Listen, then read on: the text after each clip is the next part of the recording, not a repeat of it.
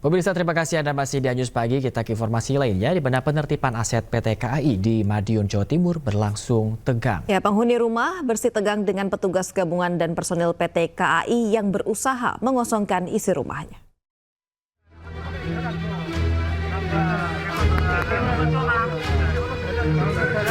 Ingat, jangan melawan hukum, ya. Kita sudah mencapai peraturan-peraturan lewat sesi hukum. Ketegangan terjadi saat PT KAI melakukan penertiban aset sebuah rumah di Jalan TGP, Kelurahan Oro-Oro Ombo, Kecamatan Kartoharjo, Kota Madiun, Jawa Timur. Dalam suasana mediasi, tiba-tiba terjadi pemukulan terhadap petugas PT KAI yang diduga dilakukan oleh salah satu warga dan membuat suasana menjadi ricuh. Kita mengajak penyelesaian di pengadilan, tapi pihak KAI tidak mau. Beruntung, situasi dapat dikendalikan hingga mediasi dapat dilanjutkan. Ya, ini yang bicara selaku ketua paguyuban tidak punya hak untuk berada di sini. Pihak penghuni rumah menilai pengosongan yang dilakukan pihak PT KAI terlalu mendadak, lebih cepat dari jadwal yang telah ditetapkan. Keluar! Sarana keluar! Tolong keluar, Mas! Sementara itu, pihak PT KAI Daop 7 Madiun menjelaskan aset yang ditempati digunakan secara ilegal oleh penghuni tanpa adanya perikatan perjanjian kerjasama dengan PT KAI. Nah, hasil kesepakatan tadi, Bu Lili dengan sukarela mau menyerahkan objek ini, diberi waktu 5 hari. Per hari ini sampai dengan tanggal 15 Desember ke depan, ya, 2024. Saudari yang menempati rumah ini kebetulan sejak tahun 2017 sudah tidak terikat kontrak dengan PT KAI. Kemudian kami sudah melakukan berbagai macam negosiasi. Secara persuasif kami sudah mendatangi keluarga yang bersangkutan. Kemudian bahkan yang bersangkutan pernah mengadukan ke Komnas HAM. Dan kemudian dari Komnas HAM dicapai kesepakatan bahwa mereka tidak bisa melanjutkan karena memang sudah terbukti hak kepemilikan ini ada pada PT KAI.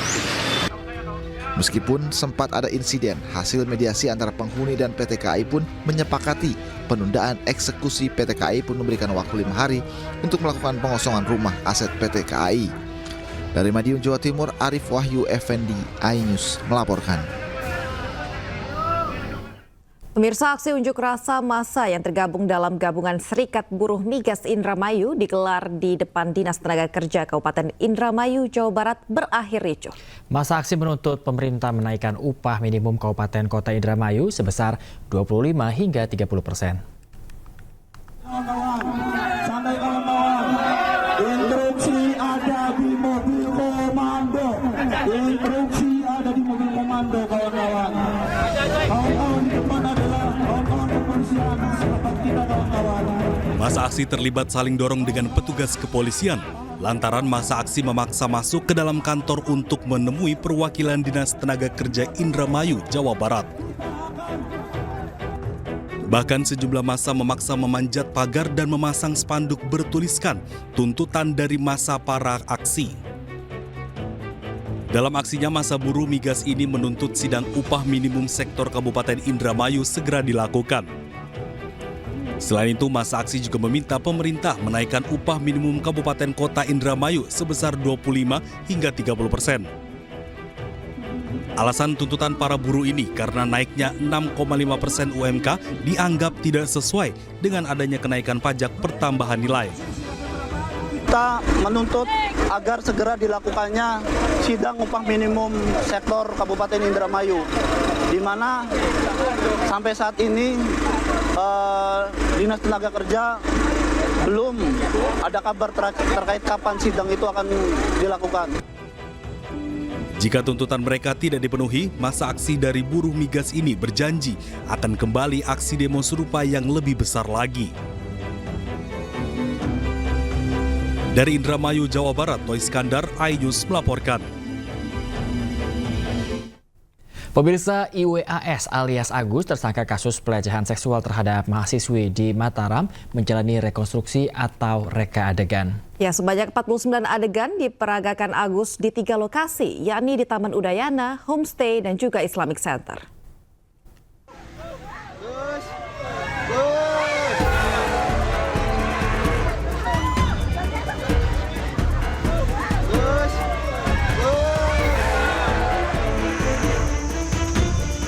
Menggunakan penutup wajah, IWAS alias Agus Buntu, tersangka kasus pelecehan seksual terhadap mahasiswi di Mataram, dihadirkan saat berlangsungnya proses rekonstruksi atau reka ulang adegan. Rekonstruksi dilakukan di 3 tempat kejadian perkara berbeda, diawali dari Taman Udayana yang menjadi tempat awal pertemuan Agus dengan korbannya.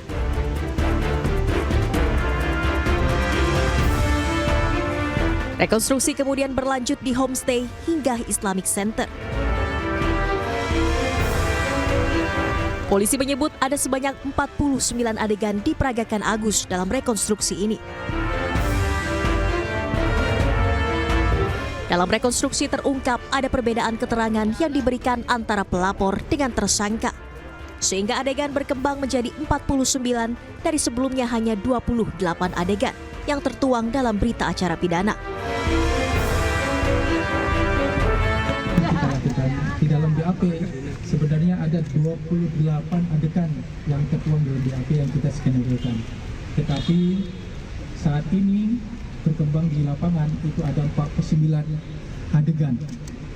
Hal ini disampaikan karena ada perkembangan perbuatan yang dilakukan oleh tersangka itu mengembang di lapangan. Ini kami laksanakan. Kenapa? Karena kami mengakomodir keterangan-keterangan yang diberikan oleh tersangka dan perbuatan dilakukan di 3 TKP. Untuk yang di sini karena belum mulai ya, tapi setidaknya tadi untuk yang di homestay kami bisa mengikuti sampai di tempat parkir, sampai di fleksibel ya, jalannya fleksibel ya. Sampai di bagian membayar ke pihak homestay. Di situ yang kami garis bawahi sebenarnya ada kesesuaian dengan keterangan korban, di mana yang meminta, yang memerintah untuk membayar itu adalah tersangka. Dan dari hasil rekonstruksi tadi juga memperlihatkan bahwa tersangka lah yang memberikan perintah untuk membayar. Jelas ini adalah merupakan satu keterangan yang yang kita semua bisa langsung lihat, yaitu apa yang disampaikan oleh Agus. Sampai 49 itu seperti apa yang disampaikan tadi, yang aktif itu adalah, yang awalnya yang aktif itu adalah tersangka, namun tetapi apa yang sudah kami dengarkan dan kami lihat itu adalah yang aktif itu adalah dari pihak korban.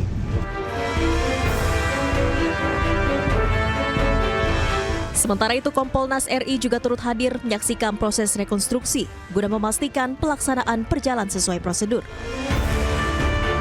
Dari Mataram, Nusa Tenggara Barat, Harika Sidi, iNews melaporkan.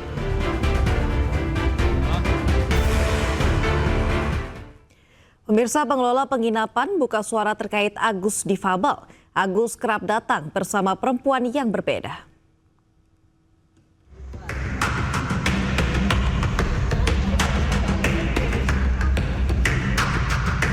Pemilik homestay lokasi Agus difabel melakukan aksinya angkat bicara. Ia mengatakan Agus hampir setiap hari mampir ke penginapan miliknya. Tak hanya itu, Agus juga sering datang bersama wanita yang berbeda ke tempat miliknya. Namun pemilik penginapan membantah tudingan bekerja sama dengan Agus, karena penginapan miliknya diperuntukkan sebagai penginapan keluarga. Saya sudah speak up juga, pada biasanya iya si Agus memang sering datang ke sini, orangnya hampir setiap hari gitu. Oh, memang sering Agus ini ya, tapi bukan langganan bukan ya? Kalau langganan sih enggak, dia di banyak tempat, bukan di sini aja. Oh, gitu. Cuman pas kejadian kan di sini. Dia ke sini tuh sama cewek atau berbeda? Cewek yang berbeda-beda. Pemilik penginapan mengatakan izin menginap untuk Agus diberikan karena Agus memenuhi syarat menginap, yaitu telah dewasa dan memiliki KTP. Dari Mataram, Harika Sidi, iNews melaporkan. Pemirsa, polisi melakukan olah TKP kasus Iwayan Agus Suwartama atau Agus, tersangka pelecehan terhadap mahasiswi di Mataram di wilayah Taman Udayana. Kasus pelecehan tersebut mengundang pro kontra dari warga di sekitar lokasi di mana ini Agus melancarkan aksinya. Mana pertemuannya, kesannya seperti apa? Kita lagi olahraga aja disamperin. Nah, terus? Gitu aja sih, diajak ngobrol tapi berhubung kita memang nggak kenal ya kita abaikan aja. Oh gitu, orang pura-pura kenal gitu udah dia nyamperin. Sempat minta bantuan apa gitu? Enggak. Cuman dia bilang kayak nyebut nama orang, Mbak ini ya gitu. Gitu aja sih, tapi kan kita abaikan aja. penasaran karena apa ya, orang yang sempurna aja fisiknya itu kan nggak santai, dia dapat cewek walaupun satu nih jarang kan. Nih warna maaf ini dia udah nggak sempurna menukan, gampangnya gitu loh ngerayu cewek gitu Pak. RTH ini sangat penting nih, banyak sekali fungsinya dari segi ekonomi, ekologi sama sosial, budaya. Selain dampak negatif dari kejadian ini kan ada dampak positifnya gitu, fungsi dari RTH ini. Aja sih, kayak nggak usah banyak tingkah, kalau memang melakukan ya udah ngaku aja, jangan buat klarifikasi ke sana sini dulu. Gimana? Dalam kurun waktu 5 minggu, Ditcyber Polda Bali mengungkap 10 kasus judi online yang melibatkan selebgram. Mereka bertugas mempromosikan situs judol yang dikendalikan bandar dari luar negeri.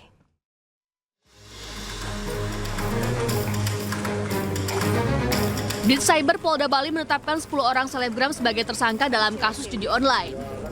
Modus operandi para tersangka rata-rata sama dengan mengiklankan judi online melalui media sosial. Para selebgram yang terlibat dalam promosi ini rata-rata mengikuti puluhan hingga ratusan ribu pengikut. Mereka ditugaskan mempromosikan 10 hingga 15 situs judi online yang tersebar di dunia maya. Para tersangka memperoleh bayaran dengan sistem gaji mulai dari 500.000 hingga 60 juta rupiah per bulan. Bukan bagi hasil. Mereka disampaikan di awal, ditawarkan di awal, ini loh, tolong sampaikan ini situs judi yang pertama kali. Pasti dia nanya, dia tahu ini situs apa kan gitu kan. Mereka sadar. Dan itu sadar, tahu salah kan gitu. Karena tawaran cuman numpang aja istilahnya dia di akunnya dia kan, linknya itu, mereka dapat uang. Itu yang membuat mereka tergiur untuk ikut mempromosikan judi online tersebut. Para tersangka dijerat dengan pasal tentang perjudian dan UU ITE dengan pidana maksimal 10 tahun penjara. Dari Denpasar, Indira Ari, iNews melaporkan. Informasi lainnya, pemirsa, terpidana kasus penganiayaan Mario Dandi Satrio menjalani sidang kasus dugaan pencabulan terhadap mantan pacarnya AG yang masih di bawah umur. Sidang digelar di Pengadilan Negeri Jakarta Selatan.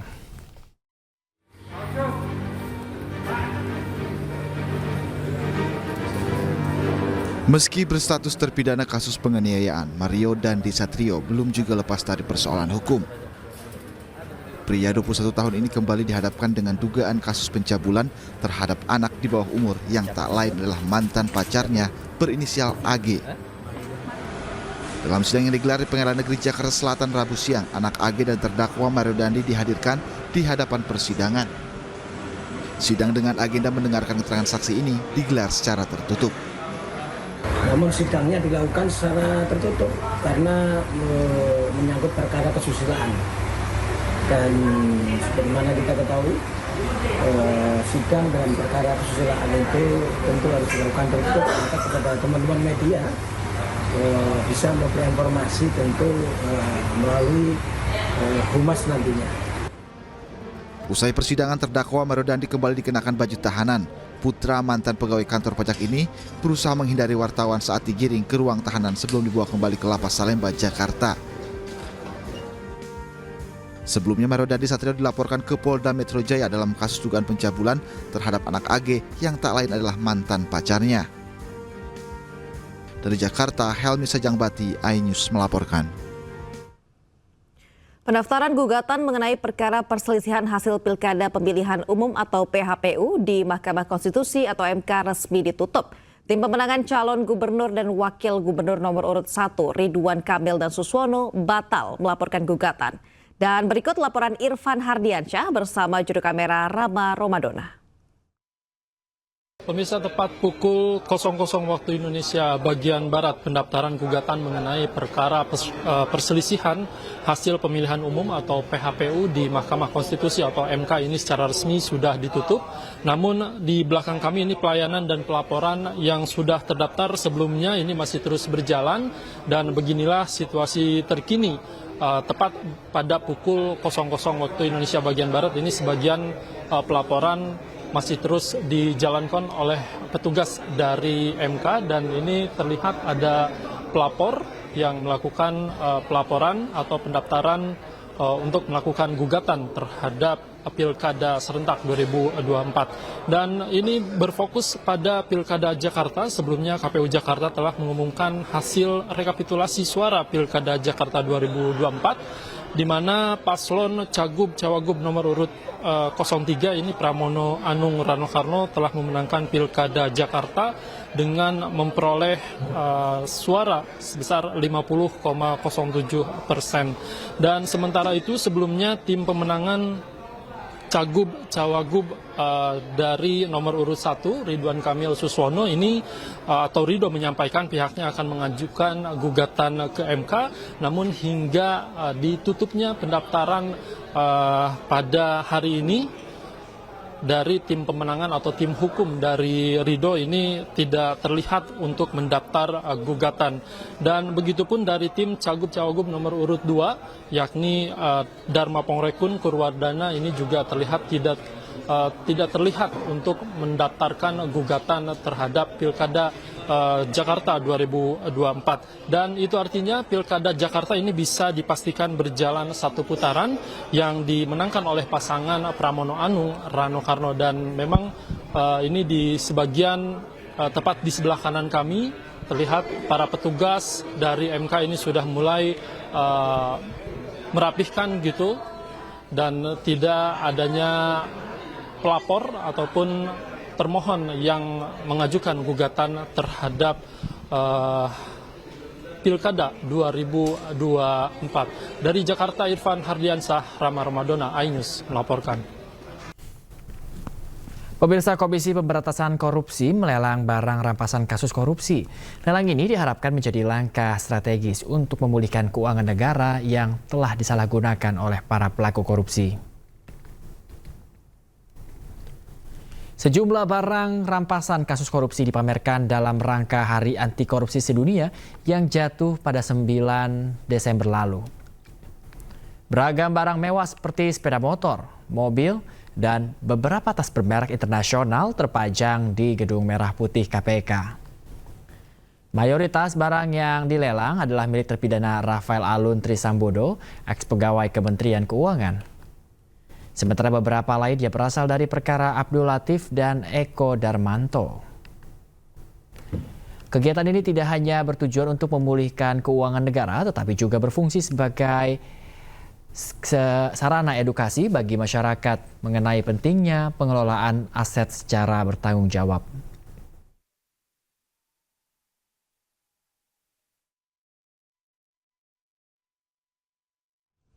Pemirsa, KPK menggeledah kantor Wali Kota Pekanbaru Riau untuk mencari barang bukti operasi tangkap tangan mantan PJ Wali Kota Pekanbaru Risnandar Himawa.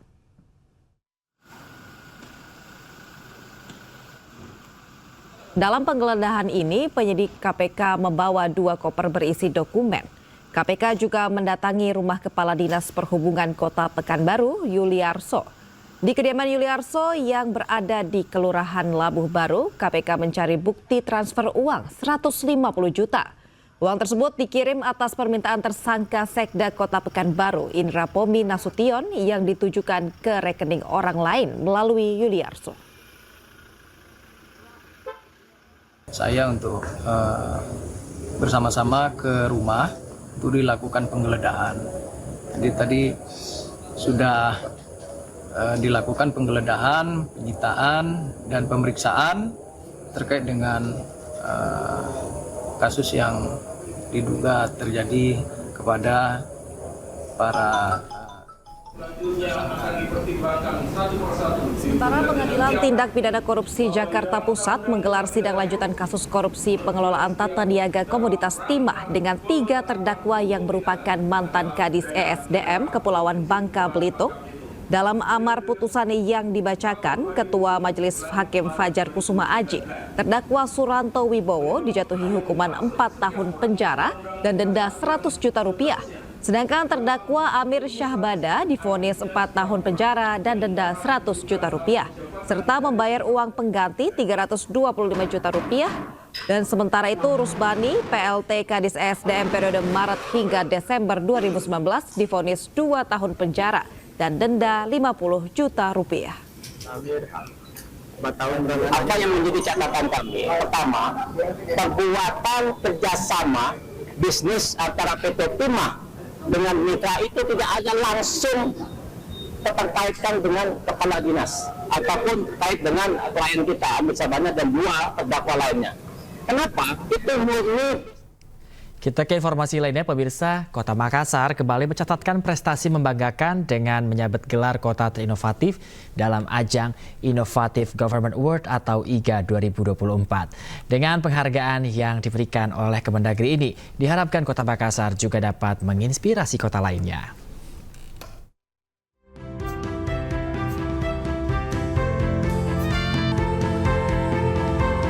Ajang Innovative Government Award atau IGA 2024 kembali diselenggarakan oleh Kementerian Dalam Negeri di salah satu hotel di Surabaya, Jawa Timur. Dalam ajang ini, Kota Makassar kembali mencatatkan prestasi membanggakan dengan menjabat gelar kota terinovatif. Penghargaan ini diberikan atas komitmen dan keberhasilan pemerintah Kota Makassar dalam menghadirkan inovasi di berbagai sektor, mulai dari pelayanan publik, tata kelola pemerintahan, hingga pemberdayaan masyarakat berbasis teknologi di bawah kepemimpinan Wali Kota Makassar Muhammad Ramdan Pomanto. Penghargaan ini menunjukkan komitmennya bersama jajaran pemerintah Kota Makassar untuk terus berinovasi hingga penghujung pengabdiannya sebagai Wali Kota Makassar di periode kedua. Penghargaan ini juga menambah rentetan prestasi Ramdan Pomanto selama memimpin Kota Makassar. Alhamdulillah kita dapat 3 award lagi. Alhamdulillah berarti setiap tahun kita masuk. Ini kalau tidak salah kita ranking 4. Kita kadang-kadang ranking 1, 2, 3, 4, sekitar situ saja. Itu tandanya bahwa kita tidak pernah berhenti berinovasi. Sampai akhir masa jabatan saya, insya Allah ini hari masih dapat lagi, besok dapat lagi, tanggal 12 dapat lagi, banyak kita dapat ini. Apresiasi yang setinggi-tingginya kepada pemenang IGA tahun 2024 ini. Selamat atas prestasi dan komitmennya dalam memajukan inovasi daerah. Besar harapan kami kepada daerah terinovatif untuk dapat menginspirasi daerah lain dalam memacu dan menumbuhkan inovasi guna meningkatkan daya saing, kesejahteraan dan juga kemajuan bangsa. Pemerintah daerah harus mengikuti berbagai tahapan penilaian sebelum menerima penghargaan.